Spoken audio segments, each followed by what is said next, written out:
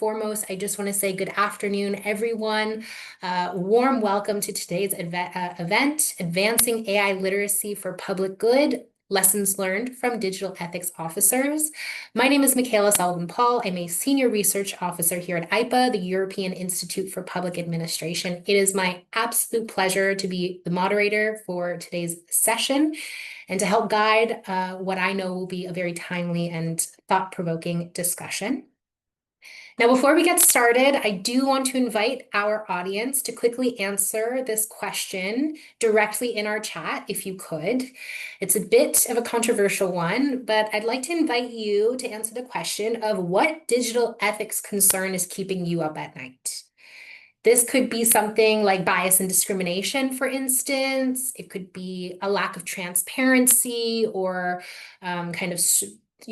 struggles around explainability of AI, threats to data protection and privacy, loss of human control could be a scary one, manipulation and misinformation. The list goes on. If you have other ones, please feel free to put them in our chat and let us know what kind of concerns are at the top of your mind when we're thinking about digital transformation or AI, for instance.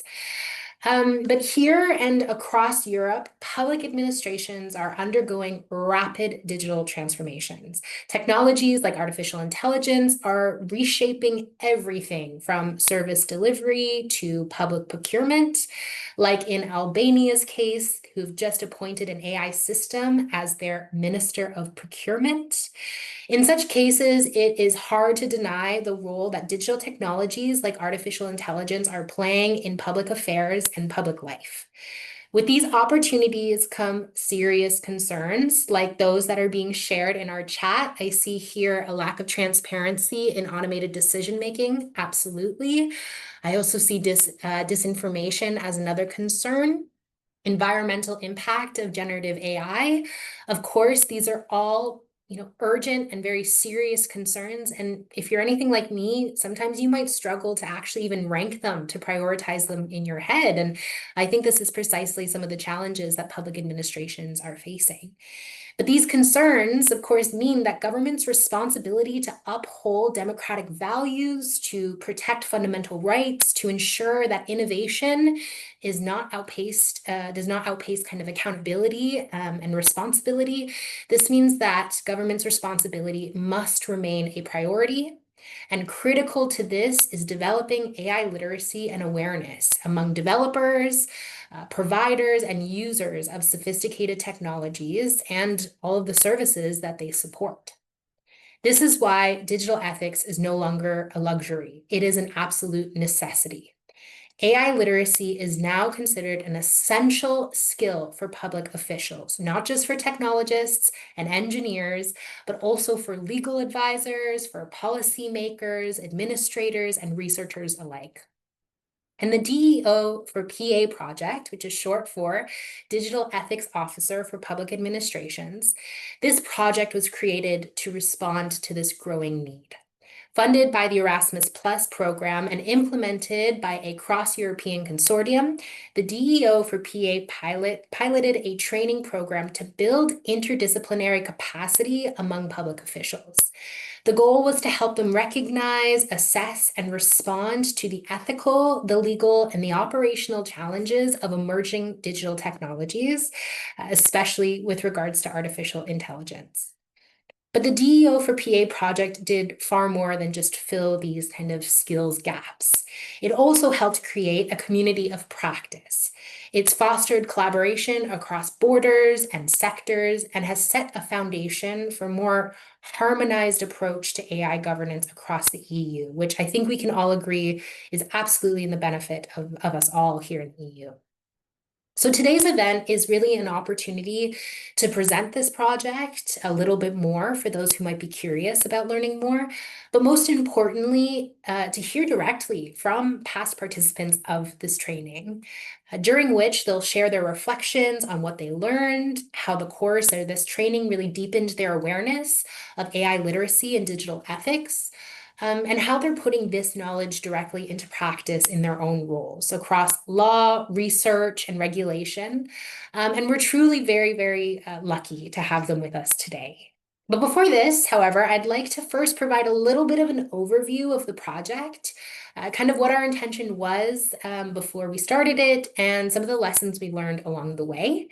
And so I really want to kick off this session first by inviting my colleague, Florina Pop, who is our data protection expert, if she could intervene briefly and share her perspective about the project and EIPA's involvement in this multi-country partnership. And so for this, Florina, I invite you to take the floor. Thank you so much, Michaela. I'm really honored to be here today. Like Michaela kindly introduced me, I am leading the department on EU policy and on digital policy and digital law at the European Institute of Public Administration. And as you will also hear from my actual intervention today, I am a data protection expert, so data protection at core. Obviously, as I said, it is a really privilege to speak with you today about the importance of the cross-border collaboration, and in particular about this project, the Digital Ethics Officer for Public Administration. Now, Michaela already mentioned some of these details, but what I would like to add to this digital transformation and digital ethics topic is that we kind of know that this is not confined by geography or by borders. The digital ethics topic is inherently interdisciplinary and transnational. And from that perspective, it actually affects societies, it affects economies and public institutions across Europe, but also beyond Europe. And the challenges that Michaela already mentioned, the artificial intelligence, cybersecurity, even data protection implementation, and obviously responsible digital transformation cannot be addressed by one country alone. These topics require shared knowledge, common strategies, and collective innovation. And precisely the kind of collaboration actually that this Digital Ethics Officer for Public Administration initiative represents. And our institute is very proud to have been part of this consortium together with our partners, with the Ministry of Finance and Economics in Italy, with ALLAI in the Netherlands, DIMITRA from Greece, Uninettuno from Italy, and EDHEC in France in no particular order. And we are really proud because we designed and delivered the first pilot course for digital ethics officers in public administration. Now, in terms of EIPA's position, I think our strong European dimension made us particularly well positioned for this role and to be part of this consortium, because for decades, EIPA has served as a hub for knowledge exchange and cooperation and connecting networks of public administration within the European Union, such as DISPA, which is the Directors of Institutes and Schools of Public Administration. It's a network that gathers directors and representatives from public administration institutes and schools across EU member states, but also candidate countries and other European partners. Also, EIPA has incorporated RESPA, which is the Regional School of Public Administration located currently in Montenegro. And basically, EIPA is offering a platform where policymakers, practitioners, and also academics come together. And we at EIPA, we understand the diverse challenges that are faced by public administration across the Union and also beyond the Union. And we have the expertise to address them with tailored solutions, since for more than 40 years now, since EIPA was incorporated, we are continuously nourishing these partnerships. And we are up to date with their challenges through our capacity building, consultancy, and desk research activities. And during this time, we were incorporated more than 40 years ago, but also during this time, we have also witnessed one of the most transformative evolution in data governance and digital transformation. And here I go to the core of my expertise, the data protection, which has been growing from the legal concept into a central pillar of democracy. And I mention this because actually I have two reasons to mention this. Firstly, because the data protection is obviously an area that is very much connected with the digital ethics officer for public administration and the knowledge that such a role should have. And secondly, because here with data protection, EIPA has been a pioneer because long before the General Data Protection Regulation came into full effect, we developed together with the data protection officers from European institutions and agencies the first certification course tailored for newly appointed data protection officers.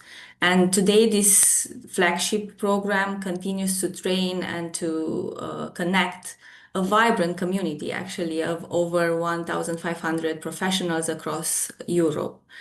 And we do this, we have this certification design with case studies, with peer-to-peer exchange. So we cannot say that we just created a training, but actually a platform for continuous learning. And this is grounded in the diversity and is also enriched by the multiple perspectives of the participants we have there.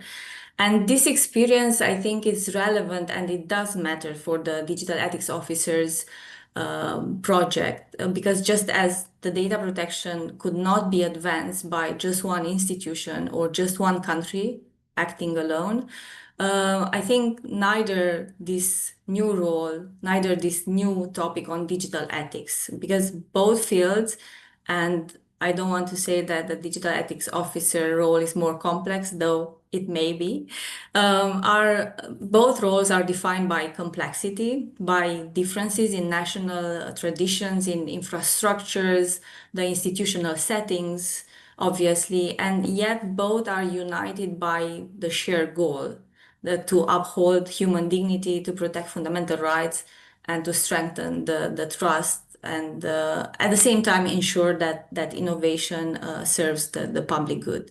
So this is why I think EIPA's involvement in the digital ethics officers project alongside our partners, obviously, who have been an important part of the project. So this is why our involvement, I think it was in a way natural and at the same time strategic. Because by housing networks, by being deeply embedded in the European landscape, and also by engaging directly with administration at all levels, we could bring not only content expertise but also the capacity to adapt this program to different national and institutional contexts. And our role at the center of this initiative is to actually foster this genuine European community of practice in digital ethics, and one that is there in order to support public administration to navigate these ethical questions that are posed by the technology. And obviously, I'm again, and I will conclude now because I think I'm over my 5 minutes that Michaela allocated to me. I will conclude saying that we are really grateful that we had a chance to work together with our partners in this project, and we are really proud to be here today and to share with you, together with our panelists who were part of this digital ethics officers program, the results and the outcome of the pilot project. Thank you. Thank you so much, Florina. And honestly, I couldn't agree more. I think what you mentioned, AI is not a silver bullet solution to all of the issues that we're facing, even though some people may frame it as such. And equally, not a single institution, not a single administration, not a single, company should be responsible for its governance. and for its, responsible adoption and deployment. And so truly, I really do think that this program, this training, this consortium, everything you've mentioned, really at the heart of it is the collaboration, is reaching across to different countries, gaining different perspectives and experiences to really have a broad understanding, a holistic understanding of what needs to be done to make sure we can all really benefit from the digital transformation. So thank you so much for your intervention. And I also just want to, take a moment to kind of explore a little bit more about the project itself for our audience in the room who might be curious about what it is that we're talking about with this DEO for PA project. So although it was and is really a pilot project, we certainly hope to see future iterations of this training take place. And we definitely hope to see members of our audience today potentially in our next cohort. But I already see, somebody who has their hand up. I don't know if that's intentional or not, but I will be doing this brief presentation about the project. If any questions come up about what I'm saying, if you do want to learn more, please feel free to use the Q&A function on Zoom, where you can submit your questions. And we do have some time dedicated at the end of this event to go through some of your questions. So please don't hesitate to add them as I go. All right, so I'm going to go ahead and get started on what the DEO for PA project is. And truly, like I said, it's a result of an extraordinary interdisciplinary collaboration. This project in particular was co-funded by the EU. It's the Erasmus Plus project, and it brought together, partners from everywhere: academia, public administration. We have training and research institutions represented as well. And so we at EIPA, we're very fortunate to be joined in this consortium alongside the Italian Ministry of Finance, our Dutch neighbors, ALLAI, who I see in the room joining us today. Hello. We also have DIMITRA, who is a learning institute based in Greece, EDHEC University in France, and Uninettuno University in Italy. And together we represent the DEO for PA consortium. Now, the project in its creation is really structured across 5 key pillars. So we started with a training needs and gap analysis, which was performed by our partners ALLAI, which really helped us understand what public officials were missing in terms of ethical and legal skills to govern technologies like AI and other digital tools. We also released kind of a didactic planning, which was developed by our partners EDHEC. And this really ensured that the curriculum that we developed was pedagogically sound, but also adaptable and could be easily refined and revised according to changes in the digital landscape. From here, we created a training methodology that was built around real-world applicability and an attempt to really foster discussion and even ethical deliberation. And we did this through, scenario building exercises, interactive sessions, really trying to promote engagement and knowledge sharing amongst our participants. And based on all of this and the pilot training, EIPA drafted a lessons learned report to provide key insights that help inform our implementation and replicability plan, which was drafted again by our partners ALLAI.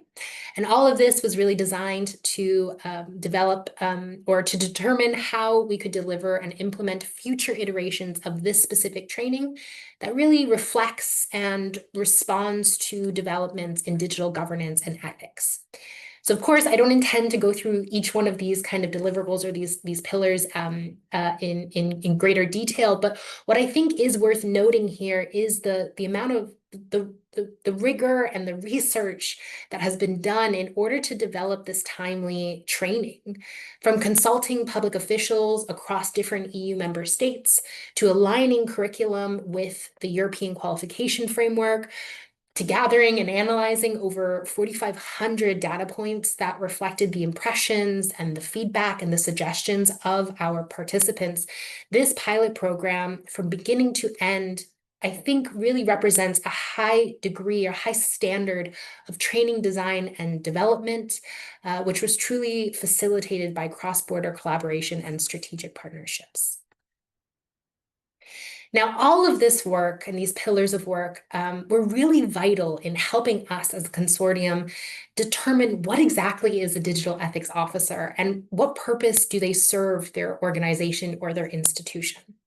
So based on our assessment, a DEO is not just a compliance figure. It is a strategic role that should be, if not already, embedded in the organizational transformation and decision-making processes. So based on this, a DEO advises and participates in decision-making and assessment processes. They operationalize ethics, but also social and legal requirements to evaluate the use of technology within their environment, within public administration, for instance. They use their expertise to raise critical questions and guide responsible decision-making in the digital transformation journey. And they foster an environment of open and critical communication about digitalization for public administrations, but whatever environment is being deployed, and hopefully engages in organizational capacity building. Okay, so in many ways, you can consider a digital ethics officer as like the ethical compass of digital transformation within their organization. And I say, if this speaks to you, if these responsibilities really speak to what you're already doing, or this is a role that you aspire to one day, then I'd say you're definitely in the right place. And hopefully we'll see you join us for next iterations of this training. So based on this definition that we have, we then asked ourselves, okay, what kind of skills and competencies does a DEO need to have in order to fulfill this role? And so naturally, this is a difficult question to answer. What's true today, what's needed today may not always be true, especially given the current landscape. But nevertheless, we were able to identify kind of some core competencies, in this case, 3 core competencies for a DEO. And this includes expert analysis, so being able to really assess kind of complex technologies, their societal impacts, and their implications within a specific context or environment. This is connected, of course, with operational knowledge, so understanding administrative systems, but also IT infrastructure, for instance, and how ethical and legal frameworks apply within those systems and processes. And finally, a big part is accountability. Knowing how to promote transparency, knowing how to promote and implement risk mitigation strategies, being able to promote and foster trust among your colleagues, but also in the context of public administration, maintaining and fostering trust with the public. So these are our 3 kind of core competencies. Of course, they're not just theoretical. They really require practical action that can be continuously refined and revised, really according to the needs of the organization, and also its appetite for transformation. So as such, the training was specifically designed to be equally adaptive and responsive as the DEO we aim to train. Now, a little bit more about the curriculum itself. The training curriculum is built by modular and kind of progressive format. It begins with the foundations of digital technology, of ethics, and of law. And it's really meant to kind of establish a common language to make sure that we're all here talking about the same thing and we're using the right terminology and the right concepts to express what it is that we're talking about. But from there, participants explored ideas around human technology interaction. They also engaged in negotiation and communication exercises and curriculum. They also performed kind of moral case deliberation.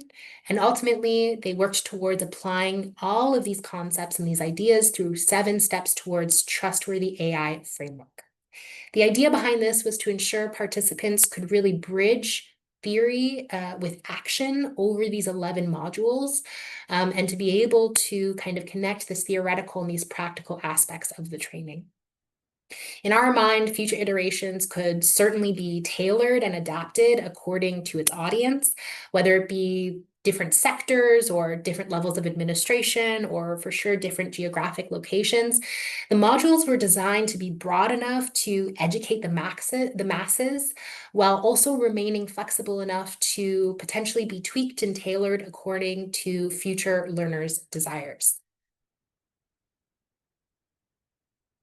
So as the leading author of the Lessons Learned report, EIPA analyzed all of the feedback that was thoughtfully provided by each and all of our participants.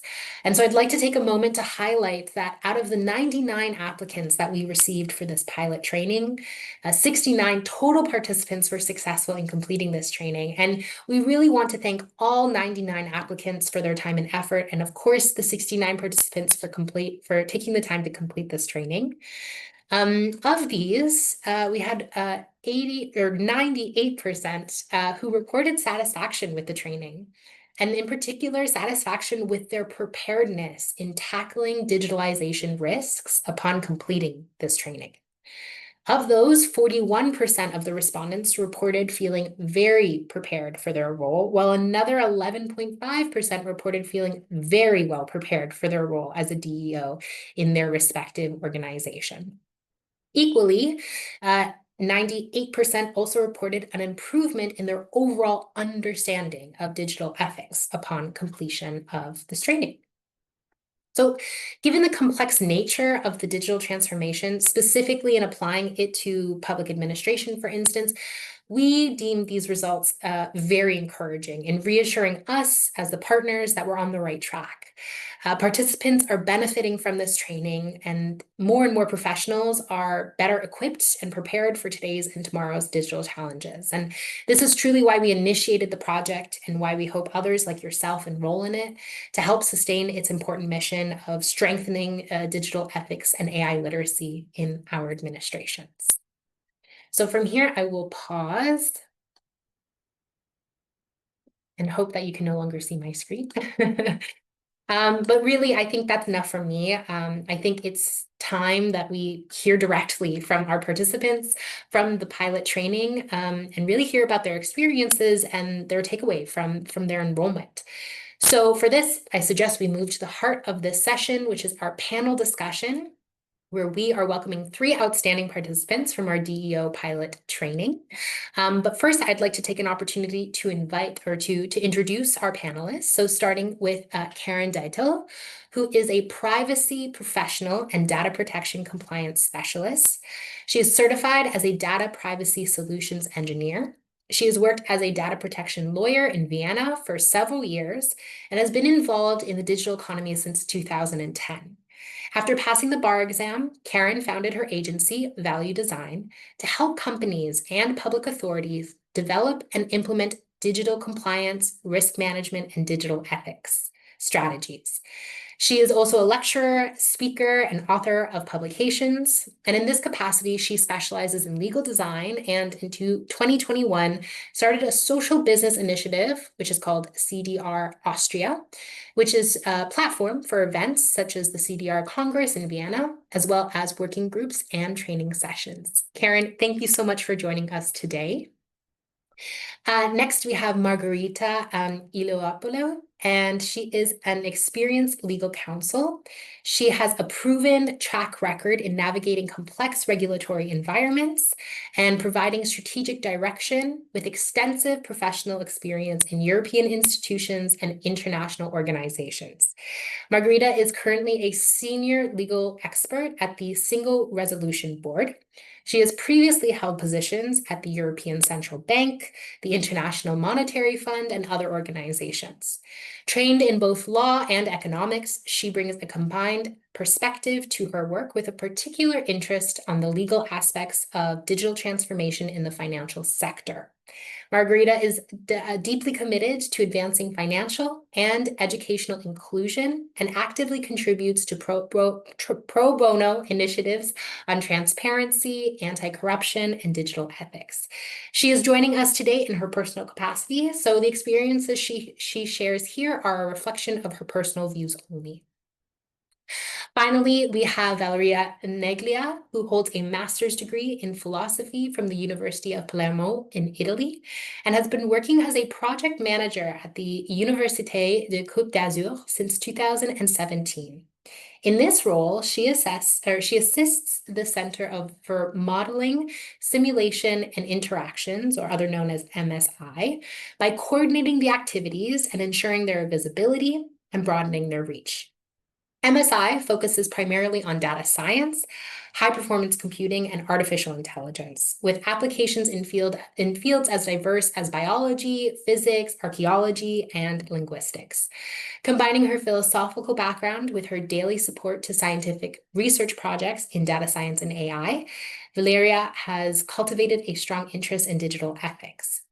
So as you can all tell, each of our distinguished panelists here bring a very unique kind of institutional and disciplinary perspective, from public administration to academia, from law to digital ethics to AI governance.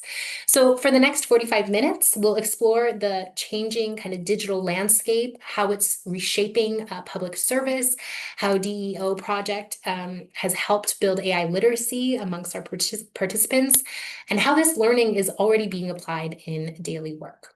So for this, I have 3 rounds of questions, one question for each of our speakers in those rounds. And speakers are given approximately 5 minutes to answer. So I will kindly ask that we stay as close as we can to the time limit. And without further ado, let's go ahead and jump right in. So my first question is actually for Karen. Karen, as someone who's worked at the intersection of law, technology, and ethics since 2010, how have you seen the expectations for digital accountability evolve, especially for public authorities over this last decade? And do you think the current skill set in public institutions are keeping up to pace with this shift in evolution? First, thank you, Michaela, for this introduction and also for inviting me to this high-level panel. And hello to everyone in this Zoom meeting. And also, thank you very much that I have the chance to participate in the pilot of the DEO for PA training program. It was truly excellent, and I learned a lot. But now back to your question, Michaela. On the digital accountability, I've seen many changes since 2010. And when I started in this field, digital ethics was something organizations only considered as a problem when it appears in the newspaper. So it was really reactive than proactive back in these days. And today we have a completely different world.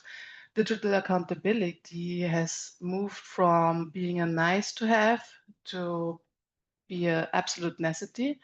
And I only can speak for Austria. Here we had several changes the last few years. For example, during the Corona crisis, we had huge trust issues with the government Corona app.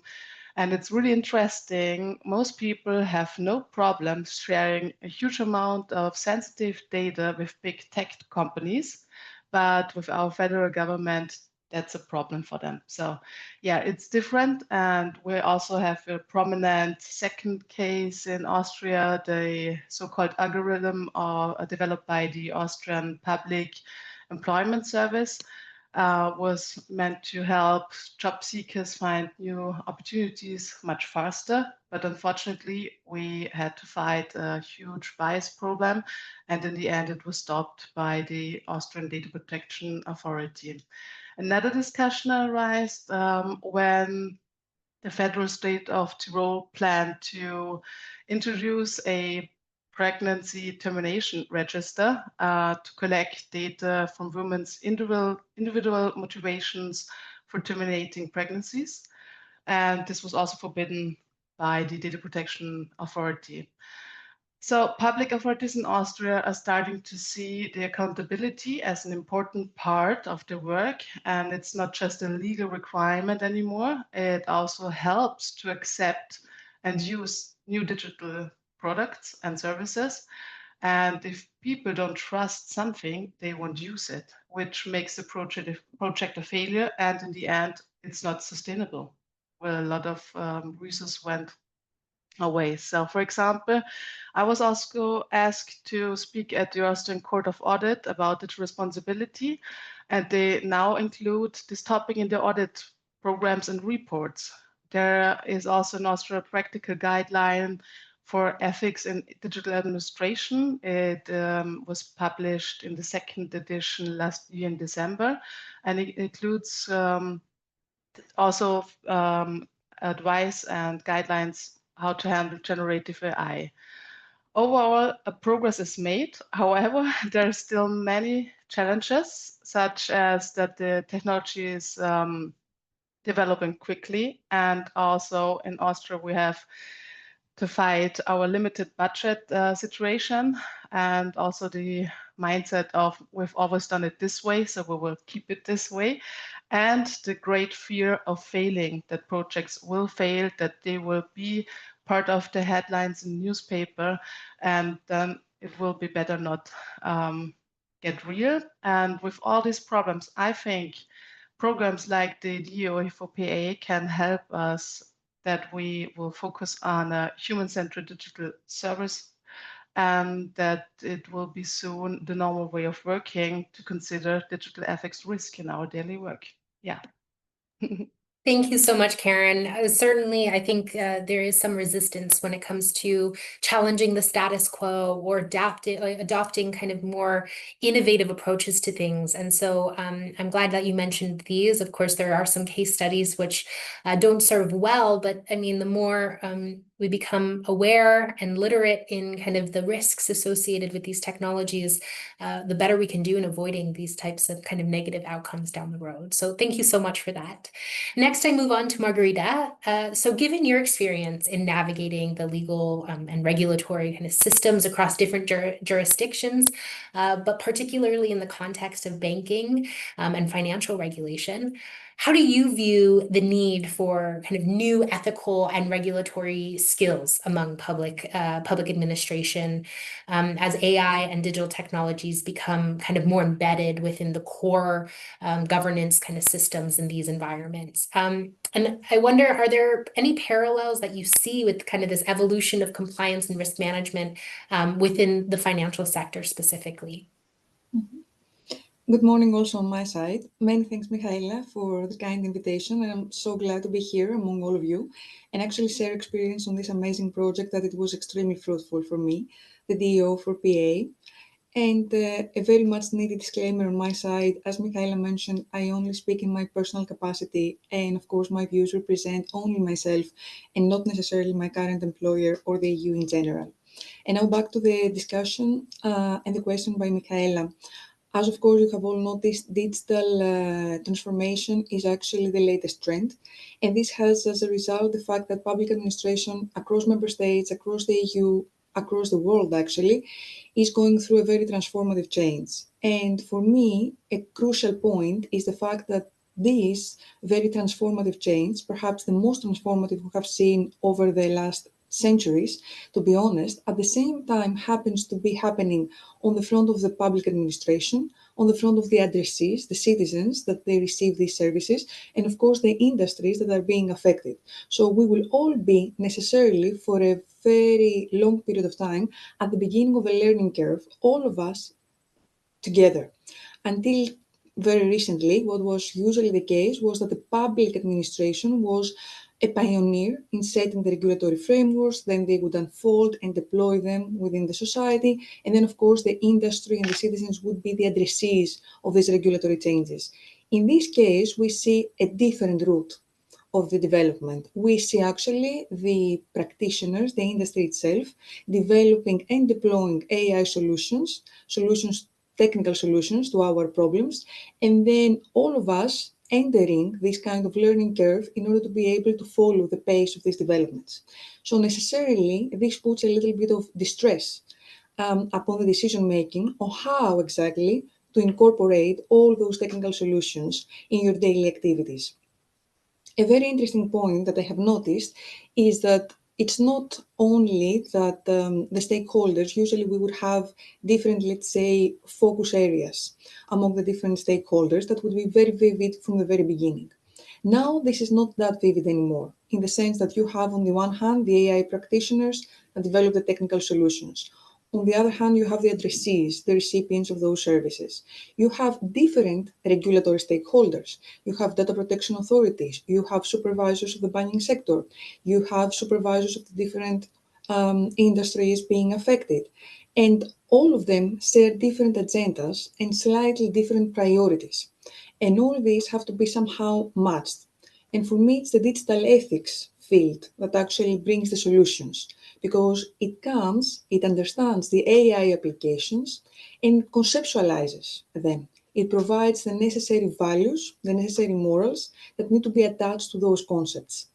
And I do understand that this new skill set, if we want to name it like this, to label it like this, it's very much needed for public administration worldwide, for a very simple reason.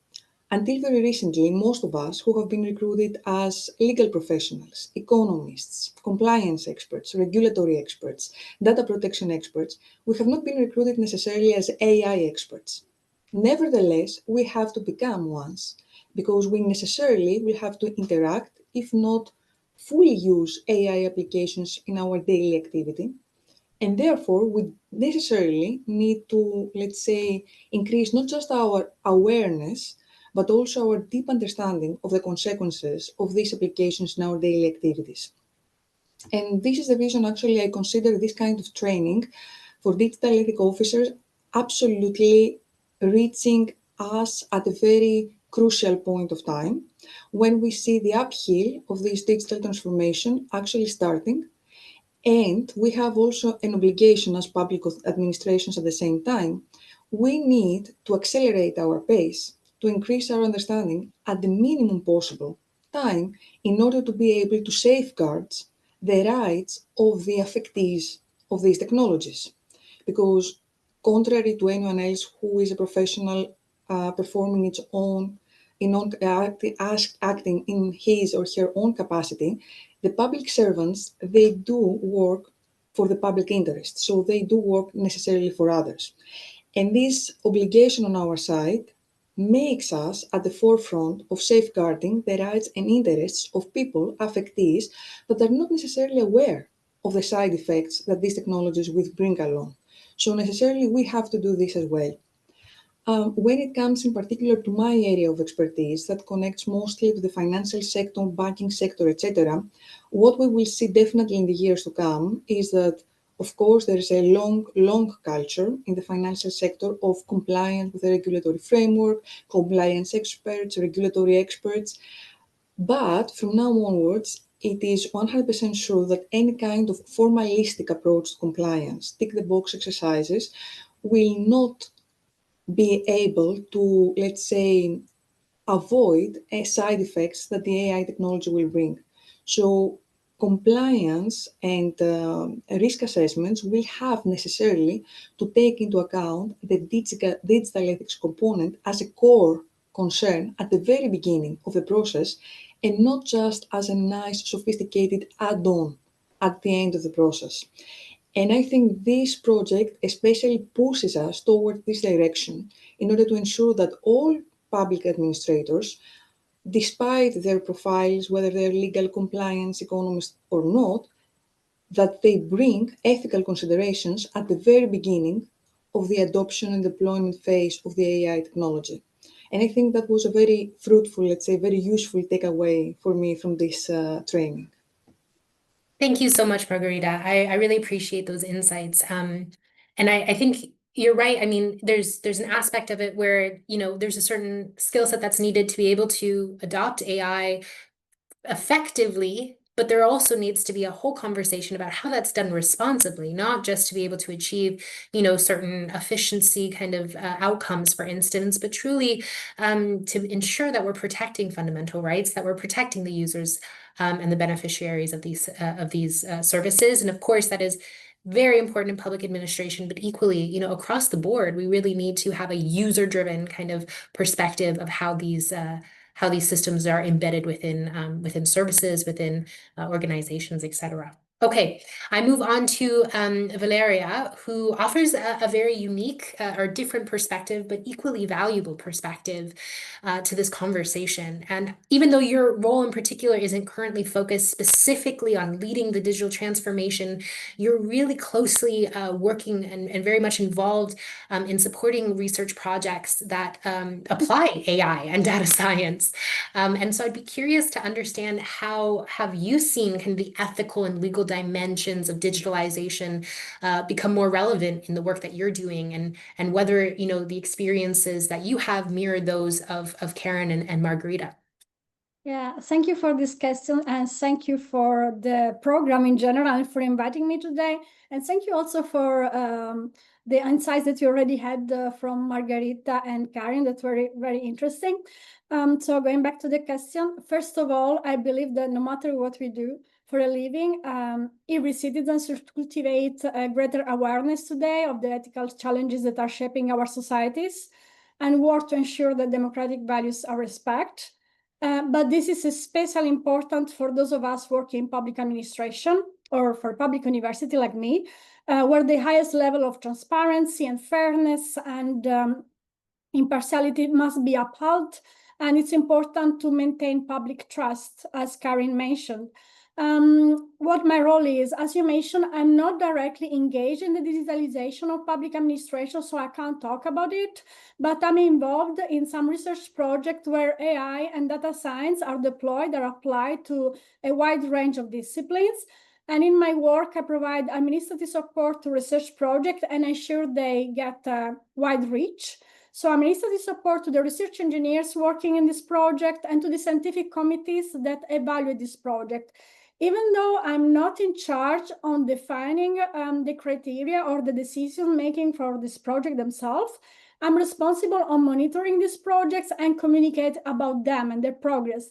And I believe that in my communication tasks, it was very essential to have a better grasp of notions such as data privacy, algorithmic biases, transparency, and responsible use of AI, because these are not abstract concerns. They directly affect our research's design, implemented, and communicated.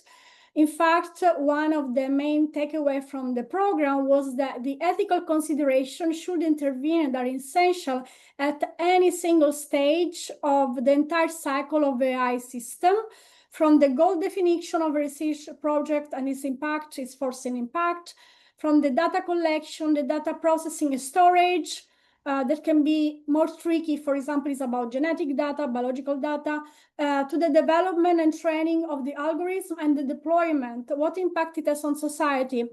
And during the program, I appreciated that the speakers referred to examples that are a bit more common in the literature, such as the Amazon recruiting software that was dismissed because it was seen that it reproduced and amplified sexist biases by favoring male candidates, or also like on a more dramatic level, some example from the public administration, such as the childcare benefits scandal that invested the Netherlands in 2018. At least it came to public attention in 2018, where it was found out that for about 14 years, many families, about 26,000 parents, I think, they were wrongly accused of fraudulently claiming benefits for the children.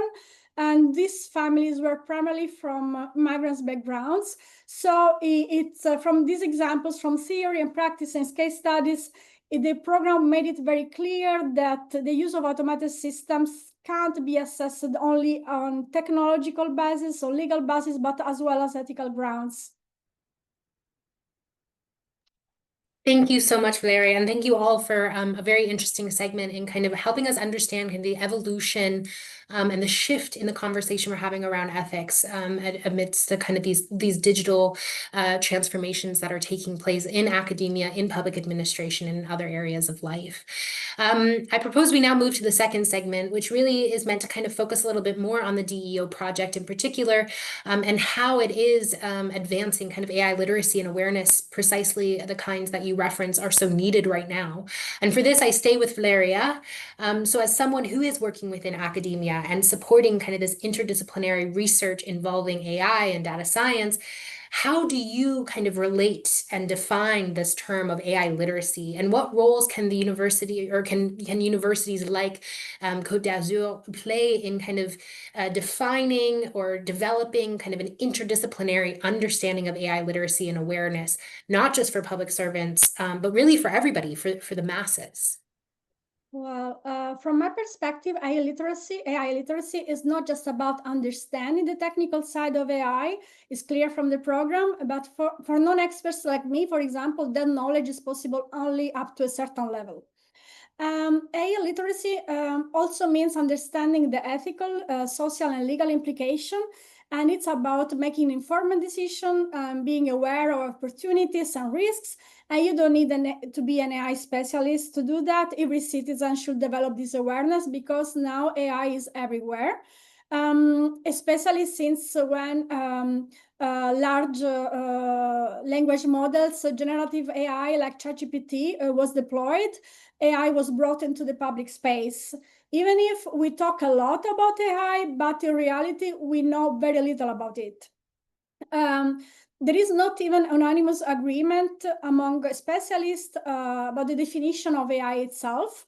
It's more like an umbrella term that covers a lot of different algorithmic technologies that sometimes have not much in common, right? Let's think about Siri and Alexa on the one hand, or self-driving cars on the other.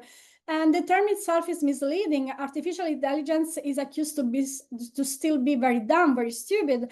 And anyway, it refers to a very narrowly defined notion of intelligence. And what we call artificial actually are systems that are made up of very human choices. And so it's important to focus that the society become more and more aware of the ethical and legal challenges that are already there.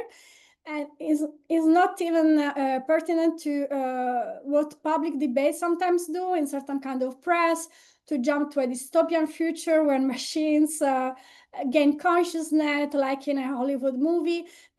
The challenges that are right now, that exist already, are about privacy, discrimination, freedom of speech, right to a fair trial, decent work condition, and access to truthful information.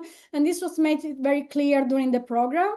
And these are fundamentals, democratic rights. You asked me about universities. Of course, universities have a key role to play. At Università Côte d'Azur, there is a program, EFILIA, that provide AI education for many audiences, not just specialists, but also non-specialists, students, researchers, and staff, administrative staff as well. And this helps people from very different backgrounds engaging in debates on privacy, biases, fairness, and so on, and know a little bit more about the tools, AI tools that they use every day. And so universities can raise awareness on ethical issues, can provide tailored education for different kinds of public, and also because of the fact that most universities cover different domains of research and studies, they are like the perfect place to promote interdisciplinarity. And this is another important lesson from the program, drawing from the very same way it was conceived. AI cannot be left to computer scientists alone. We need input from ethicists, from lawyers, from sociologists, psychologists, and many others. And so university could create more and more opportunities to foster this kind of collaboration across domains, space for dialogue among students, researchers, and also, why not, serve as a bridge between researchers and policymakers, industry, and citizens. And last but not least, university can provide us with the virtuous examples by applying responsible AI in their research, in their education, and their own administration.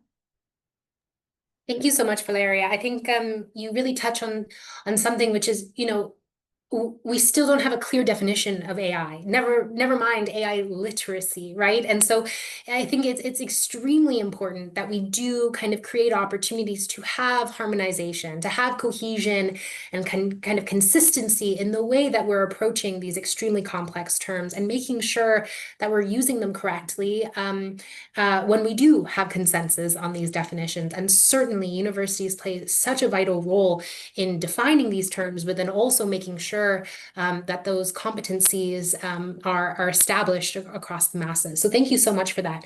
I move on to my next question, which is going to be for Karen. Karen, I know you do have, unfortunately, limited time with us today. So I think this will be your last question for today. But before I ask it, I really just want to thank you again so much for being a part of this pilot program, for contributing to our collective knowledge on digital ethics officers, and then being so generous with your time and coming here today to share your experience. And so the question that I have for you is, coming from your legal background and having worked kind of on digital responsibility, these kind of compliance frameworks, I'd love to know from your perspective, what aspects of the DEO for PA training most challenged or maybe expanded your notions of AI literacy, maybe beyond kind of the legal domain. Yeah, Michaela, it's a pleasure for me, and thank you for the second question. My legal background taught me to focus on the law and on compliance, checking how IT systems meet the requirements of the law. So because of this, I used to avoid non-specific criteria and concepts like ethical principles. And there are also some principles in the GDPR which always freaked me out.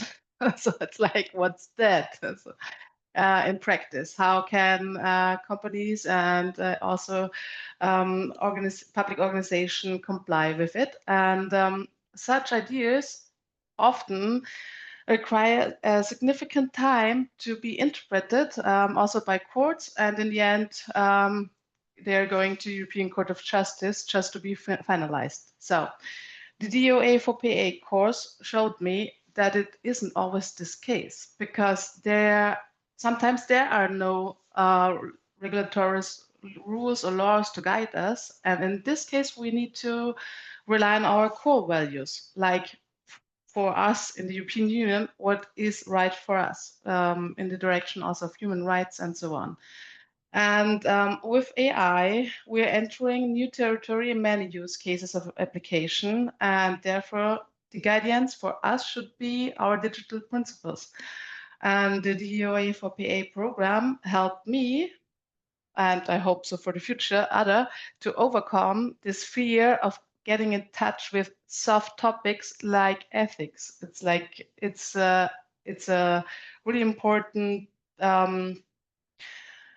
It's really important to have all these theoretical background to detect digital risks and also how to deal with them in the project which we are in.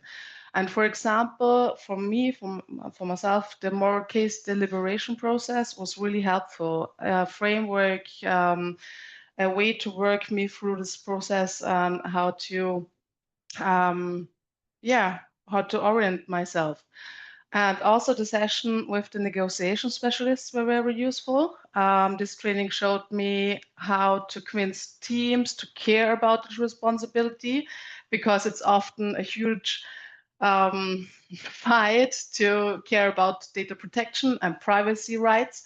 So it's much more exhausting to get them thinking about digital ethics or digital responsibility beyond the law expectations.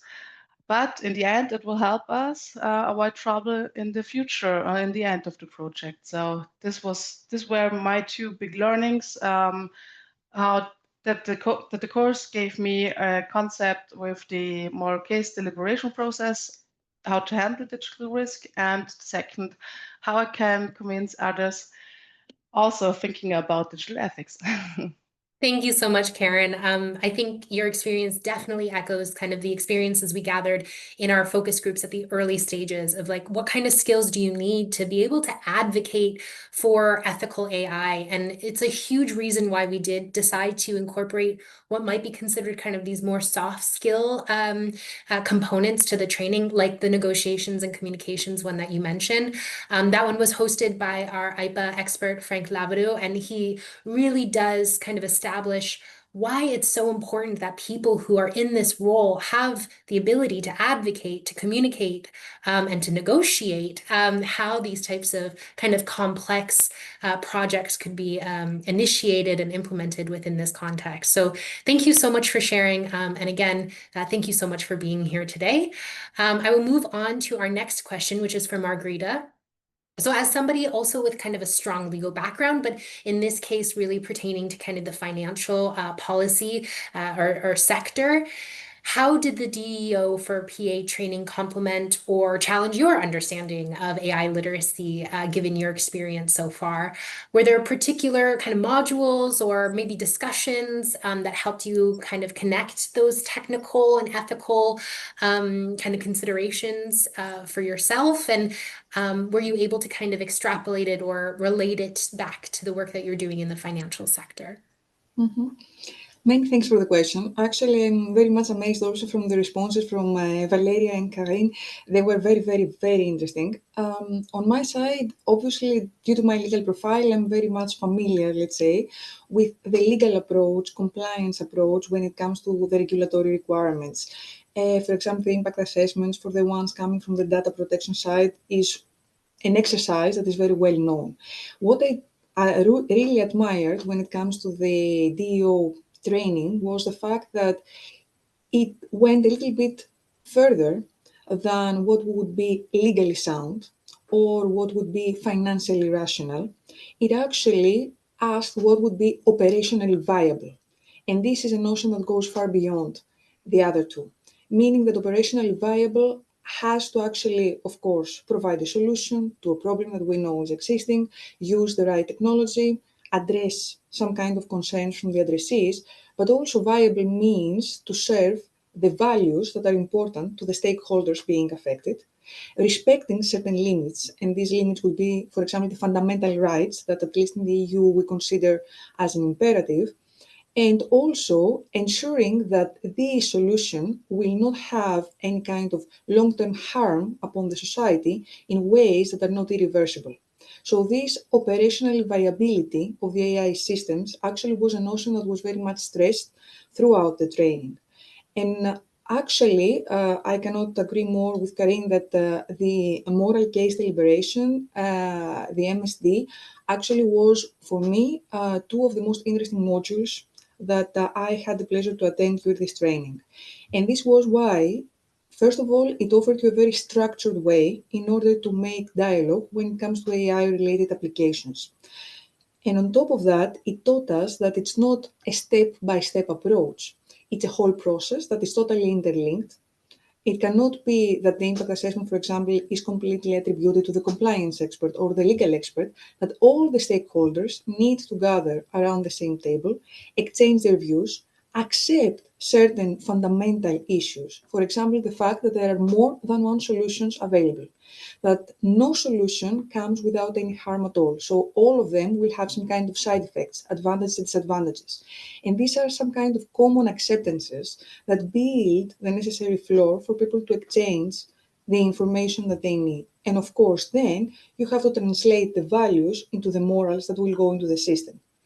And I very much enjoyed the fact that we were given the opportunity to actually practically implement this kind of deliberation through our own case studies and scenarios.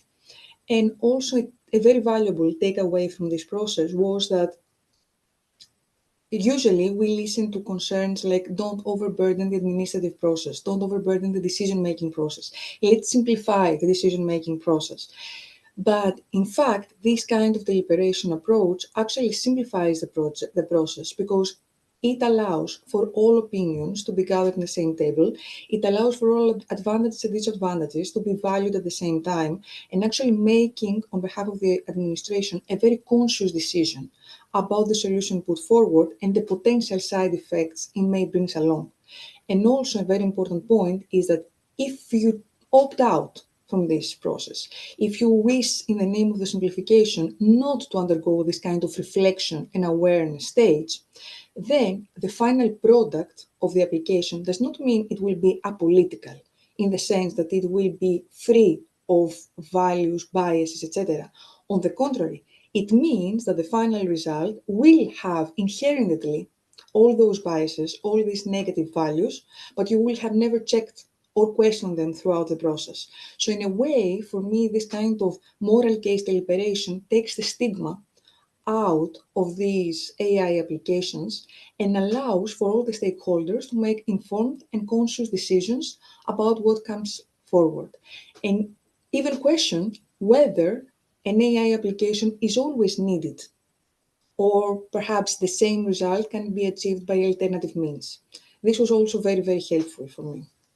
Thank you so much. I agree. I mean, like, so oftentimes we get ahead of ourselves and we don't even take the moment to ask ourselves, is AI the right solution to this problem that we're facing? But I particularly like kind of this idea of just integrating these deliberations, not as a checklist, because that is what we risk doing when we create certain processes, is just really simplifying it to a mere checklist, but really kind of having these discussions, and as you say, destigmatizing the ways in which we're thinking and talking about AI, its social implications, its ethical implications, and really making sure that we are reducing instances where, this inherent bias is showing up in the outputs of these systems. So thank you so much for that. I think that perfectly concludes kind of the second segment of our panel, which brings us to the third one, which really is about how you're applying kind of what you learned in this DEO for PA training into the work that you're already doing. And so, Margarita, I stay with you on this one. So in your current, but maybe also forecast a little bit into your future work, whether you're working, with supervisory authorities or with EU institutions or directly with administrations, where do you see kind of the greatest opportunities for you to apply what you've learned in the DEO project? And what elements or could elements of the digital ethics or AI governance begin to kind of, where do you see opportunities for them to kind of influence specific practices, whether it's supervising or monitoring kind of practices, or policy frameworks, etc.? Many thanks for the question. Indeed, for me, the opportunity now is that for the first time ever, the public administration itself is actually in the position to develop and deploy AI applications. Up until this point of time, we were usually following the trends in the industry, and we had, of course, to supervise the practices of the industry and ensure that they are compliant with the regulatory framework. In this case, AI applications are also at the use of the public administration, and therefore it is an opportunity for the public administration to demonstrate how things can be done properly without overburdening the administrative process. So it's in our hands to demonstrate that an AI governance framework can be set in place, can be very effective, can be time-wise, operationally viable also for the organization, can actually engage all the professionals that are being affected by this, including the industry, and actually showcase that this is something feasible and not something that is a regulatory burden that we usually hear as a criticism towards the public administration. So indeed, public administration has a very clear opportunity ahead of them to demonstrate that this is actually possible and that the public administration is in the position of actually making use of all those tools that we have also been taught in this training to actually make something out of it. And of course, setting the example also sets the bar very high for the industry itself to follow this kind of paradigm in how they, in the private sector, have to frame also their governance projects. And for me, also very, very interesting is the fact that this new world that is now in the uprise can actually unite the private sector and the public administration in the sense that the framework applicable, for example, the guidelines when it comes to AI use, can actually be applicable to both sides equally. For example, the harm test, the defensibility test, the publicity test, these are common, let's say, terminological approaches, common methodological approaches that can be taken aboard from both the private and public sector. This offers a common language. This offers a common toolkit in order to move forward. And this is one of the rare occasions that this has happened between the industry and the public administration. And also to note that going forward, we always, of course, praise the capabilities offered by the AI applications. And of course, some of them very usually use even the terms supranational, suprahuman capabilities that the AI technology is bringing along. But of course, nothing goes beyond the human nature in the sense that values, biases, influences is already there, very much inherently into the new technology. So the public administration needs to actually spot this early from the very beginning and be aware that this is there. So there's no such thing as a harm-free AI solution, and at least be conscious about that. And also be very strict when sharing the following message with the private sector, which is that the fact that someone is in the position to develop and deploy an AI application, it's not equal to having human agency or supervision over the AI application. The fact that I am aware of all the technicalities underpinning an AI application is not equal to human agency. And this, of course, brings a huge, let's say, list of concerns associated with the potential lack of human agency, which may trigger things like misinformation or disinformation concerns, financial integrity concerns, potential violation of fundamental rights, etc. And for me, this kind of absence of human agency may be the root cause for many other issues to come in the future. So as long as the public administration is aware of these potential shortcomings and actually stresses the importance of human agency whenever need is, I think we would be towards the right direction. Thank you so much. I'm happy to hear that there's hope, that there's this indication that we're moving in the right direction. So thank you so much for that, Margarita. I'm going to ask Valeria to intervene for the last question of this panel, which is looking ahead to your future contributions, to your research kind of projects, the things that you're doing. How do you see the DEO project, the training in particular, shaping the way that you approach kind of these ethical dimensions in the way that you are implementing these projects in their evaluation and their kind of priority within the university?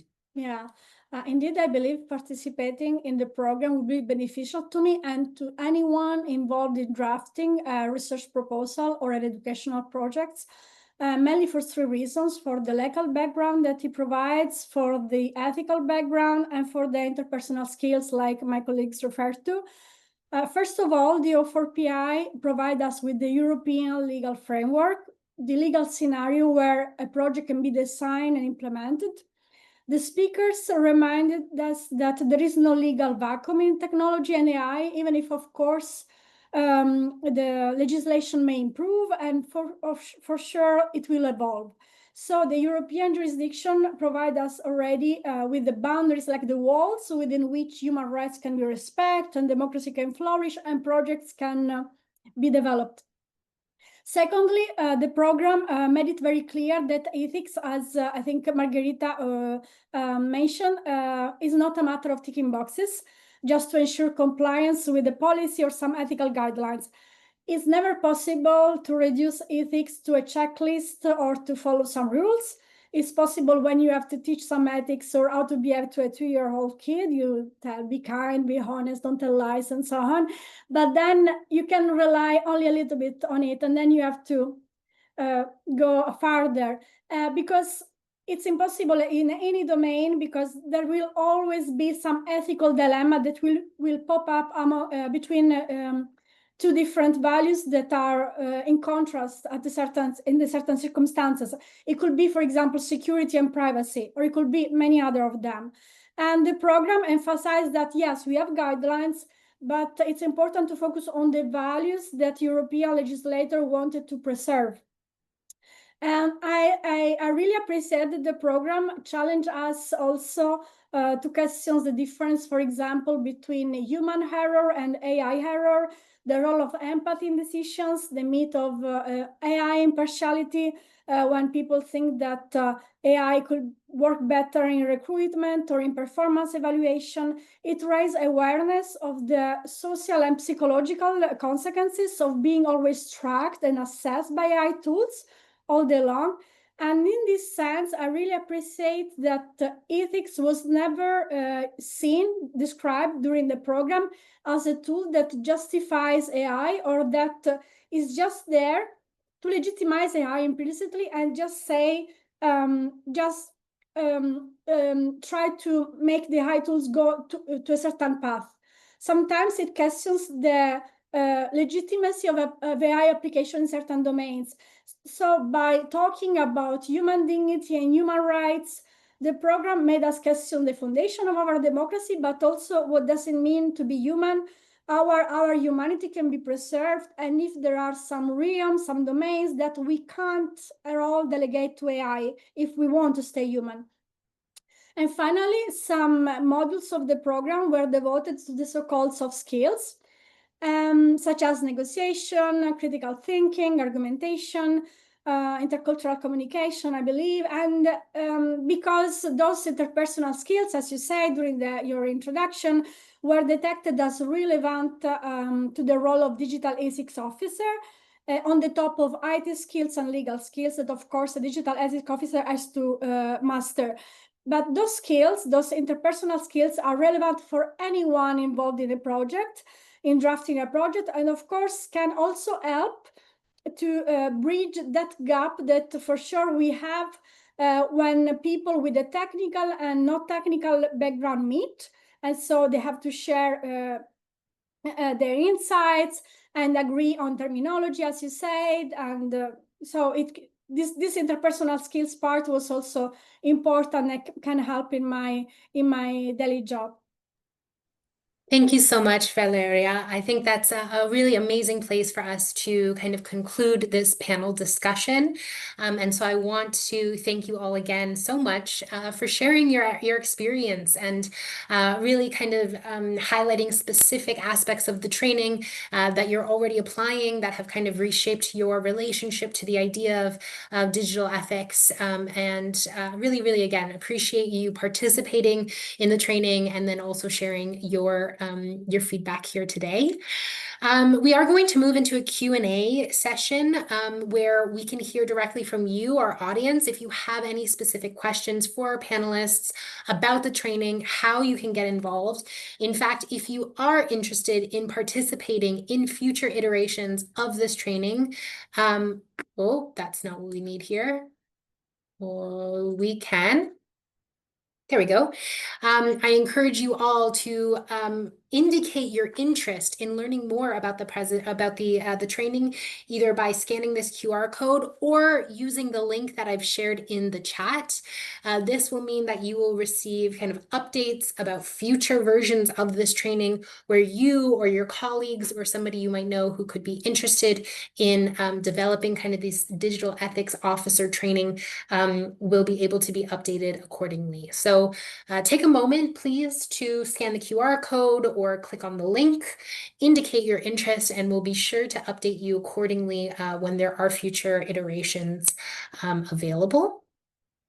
Okay, and then I would like to go ahead and kind of move into a Q&A kind of session to give kind of the audience a chance to ask questions about the role of a DEO and its and the training in particular. And with that in mind, I do have a question that's already available from an anonymous attendee who says, I am a public health medical doctor working in Italy. We are often challenged with difficulties in obtaining data due to delays in the digital transformation of public health services and hospitals, and using data due to restraints from DPOs. Do you think that training in DEO or DPO could help allow easier access and use of data for research and improvement of public health services? Now, I would invite both of my panelists to intervene on that question if you feel comfortable, but I'd also encourage Florina also maybe who can talk a little bit about the relevance of a DPO perspective. Margarita, you're certainly able to as well if you'd like, but maybe I'll start with Valeria. Do you have any kind of recommendations or reactions to that question? I'm not an expert in this field. If I got it well, the question was if taking part in this program may may give you an easier access to the use of some data. Yeah, well, first of all, there is compliance to law, and then it was made clear in the program that there is the law we need to respect, and then there is ethics, and sometimes with that the boundaries are a bit slippery sometimes, because some law are because of ethics, some law are independent from ethics, and then there is ethics that sometimes is not in law, like you can't compel people to act always in an ethical way in certain cases, like we can say cheating on your husband is not ethically nice, but you want well, it's not the right example, like cheat on your boyfriend, but you won't pursue somebody for this, you won't put them in prison. Well, so regarding the easier access, I think like the program will give you insight more about the how to what kind of use to make of this data. The access will be always, I think, regulated by the law, but the use you can. What does it mean? Like the terminology you use for your research, the goal of your research, how to deal with the people that are involved in your research. So the users, but also the people from where you get the data. But I don't think it will give you easier access, but not sure if it makes sense. No, I think it does make sense. I mean, in terms of access, but also maybe helping empower that person to ask the right questions when they are asking for access. What exactly are you trying to get access to, and is that available legally? But I defer also to Margarita. Would you like to take an attempt at answering the question as well? Yes, of course. Although I think Florina most likely is the absolute expert when it comes to this kind of question, I will give it a go. Indeed, when it comes to data protection, there is a very, let's say, strict and well-defined and very well-known legal framework across the EU countries. So in theory and in practice, this legal framework will have to be respected in all events. But definitely the participation in the event, as Valeria noted, will give you those skills necessary in order to perform the stakeholders analysis that you have to do, in order to identify the different, let's say, interests represented by the different stakeholders, and actually will help you build up the case. And what I mean by building up your case is obviously the fact that you, as a public health medical doctor, serve certain interests, and you can demonstrate those interests, which can be translated in which kind of use of this data you want to do, for this which kind of purpose, which kind of retention period you need for those data. And of course, most importantly, what kind of safeguards are there in the process for those data not to be violated. From a technological perspective, from a practical perspective, nowadays, there are so many solutions in order to anonymize the data, or in order to ensure that there are a lot of technical, practical safeguards when it comes to data protection. So the different stakeholders, acknowledging, let's say, that the technical aspects can be relatively easily addressed, need to make this kind of, let's say, cost-benefit analysis and build up their cases in such a manner so that the honorable cause of offering public health is respected to a great extent, without at the same time compromising the protection of the personal data of the individuals concerned. So definitely the training will help you in this balancing exercise between the different values and the different stakeholders being affected. But of course, I'm pretty sure the data protection officer in the house will have to offer a lot of more insights, especially when it comes to this kind of, let's say, I think large-scale attempts to share data. They're usually accompanied by the relative impact assessments.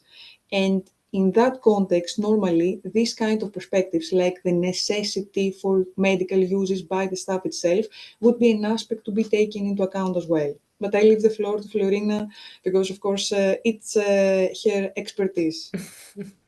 I mean, you make my role as moderator so much easier. So Florina, I'd love to hear from you as well. Yes, actually, thank you so much for this question, but also for the response. I think the response from Margarita is comprehensive enough. So she made also for me the job a bit easier. But I mean, for me at the first glance, the question was maybe also hinting a little bit at the interoperability part and the fact that we have a new legislation, the European Health Data Space regulation, which can create some sort of difficulties in terms of coordination of different at different levels, the data and how interoperable this data is. So I was also looking at that. But obviously, as a medical doctor and also looking at your position and not knowing all the circumstances of the case, I would say that indeed it is important for you to have at least a basic understanding of the data protection, because the way I understand your question, the restraints come from the data protection officer, which obviously has looked into it and has given its legal advice, and probably the restraints are valid there. So I wouldn't say they are not valid. And then from the other's perspective, because now there is also this discussion about using healthcare data for scientific research, and obviously we are using artificial intelligence systems to conduct this type of research. And from that perspective, also the knowledge that you get from the digital ethics officer course would be interesting to have. So I would say a basic course on data protection legislation to better understand and not feel so frustrated about the discussion with the data protection officer, though I think also the position of the data protection officer protecting the data of the individuals and specifically this type of data is also a difficult one. But so that's the first one, a basic understanding.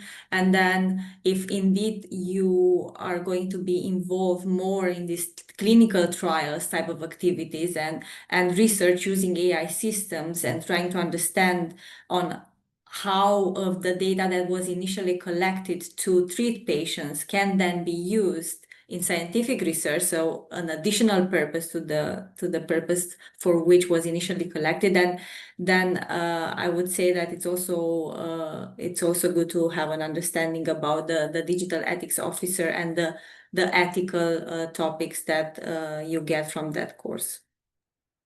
Thank you so much. I think combined, that's an extremely comprehensive response. I think in general, the more education around kind of data protection, around digital ethics, the better. So in your case, to the anonymous attendee, but also the others in the room, sign up. Sign up for digital ethics trainings, sign up for AI literacy training, sign up for data protection trainings where you can. And become kind of empowered about how data can be used to improve services, to improve the lives of clients, but of the public as well.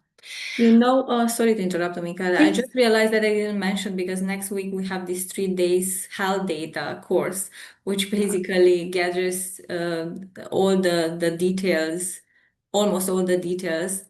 So the first day is about data protection, and the second day is about the European Health Data Space, and the third day is about using artificial intelligence system in the healthcare field. So that's a good basic start. Absolutely. And I think that just goes to show that, you're not the only one in the room, anonymous attendee, who has these questions, who have these concerns. There's certainly others in a similar position who want to know more, who want to understand how they can improve services. And so we are working to providing opportunities for you to build that skill set. So thank you for your question. Thank you to our panelists for your answer. I'm taking a look at the time here, and it looks like we're already kind of running out. So unfortunately, I think that we'll have to conclude kind of our discussion today, but I just want to take an opportunity to really thank all of you for being here today, our panelists, especially for generously sharing your experiences and your reflections about the training, but also our attendees for being here, who are curious about learning more and who want to clearly learn more about how to harness technology for good. It's really clear from today's discussion that digital ethics isn't an emergent field whatsoever, but it's really kind of becoming a core part, a core kind of function of public governance and of the work that we're doing, whether it's regulation or academia or public sector kind of administration and operations. The ability to understand and to respond to the legal and the ethical dimensions of AI are absolutely essential. And as already mentioned, EIPA is deeply committed to being able to support this transition, to support this digital transformation, and where possible, really provide the trainings to equip public officials, but really professionals across the board with kind of this interdisciplinary perspective, with the tools to really bridge kind of gaps between institutions, organizations, and to be able to create spaces to, share their experiences and share knowledge. And in that regard, we do have a variety of different trainings that really are related to this DEO training. Florina has already shared kind of our health data one that's taking place next week. We also have our data protection certification training, which again is really going to build that core competency around the GDPR, around good data governance and principles of data protection and privacy. In November, we will be hosting our third edition of the AI risk management in the EU training. For this, we have experts from the AI office, from the European Commission, from Sensenelec, from universities, from academia, etc., who come together to really build, again, a really solid foundational knowledge about how to establish, these robust AI risk management frameworks, whether it's in a public institution or administration or in the private as well. So I stop here, but I encourage you all to please check out the work that we're doing at EIPA. If you are interested in learning more about the DEO project, indicate your preferences or your interest. And again, thank you all so much for being here, and we look forward to welcoming you to our future trainings and our future events. Wishing you all a lovely afternoon. Take care.